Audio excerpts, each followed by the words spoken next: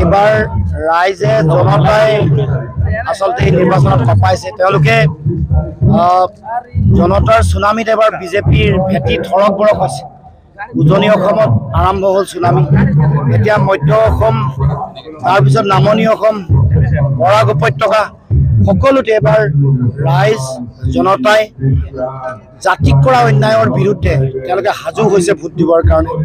আমাৰ সাধাৰণ জনতাক যি ধৰণে অত্যাচাৰ কৰিছে, যেনেকৈ কৰ কাতলৰ বোজা বঢ়াইছে, খাদ্য সামগ্ৰীৰ দাম যেনেকৈ বঢ়াইছে, দৰৱৰ দাম বঢ়াইছে, বিদ্যুতৰ মাচুল বঢ়াই, তাৰ লগে লগে মাটিৰ খাজানা বঢ়াই যি ধৰণে অত্যাচাৰ কৰিছে, সাধাৰণ জনগণৰ যিটো মৌলিক গণতান্ত্ৰিক অধিকাৰ এইবোৰ খৰ্ব কৰি দেশৰ গণতন্ত্ৰ সংবিধান সম্পূৰ্ণৰূপে নাইকিয়া কৰিবৰ কাৰণে যি তেওঁলোকে ষড়যন্ত্ৰ আৰম্ভ কৰিছে বিজেপি দলে, সাম্প্ৰদায়িকতাৰ বিষবাস্প সিঁচি দি সাতাম পুৰুষীয়া ঐক্য সমন্বয় সম্প্ৰীতিৰ ভেটি ভাঙিবৰ কাৰণে বিজেপি দলে কৰা যি কাম কাজ তাৰ বিৰুদ্ধে এইবাৰ ৰাইজ সজাগ হৈছে, সচেতন হৈছে আৰু ভোট দিবলৈ ওলাই আহিছে।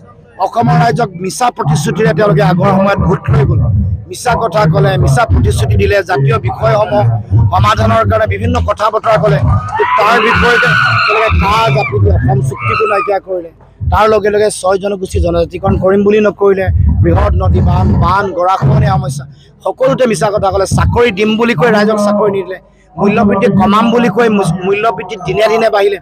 এই কথাৰ বিৰুদ্ধে ৰাইজে ভোট দিবলৈ আগবাঢ়ি আহিছে। গতিকে মই সমগ্ৰ নগাঁৱৰ লোকসভাৰ ৰাইজক বা সমগ্ৰ অসমবাসী ৰাইজে এতিয়াও যাৰ যিবোৰ লোকসভাত এতিয়াও ভোটদান বাকী আছে তেওঁলোকক আহ্বান জনাইছোঁ, সকলোৱে যাতে সঠিক, শুদ্ধ আৰু শক্তিশালী সিদ্ধান্ত গ্ৰহণ কৰে।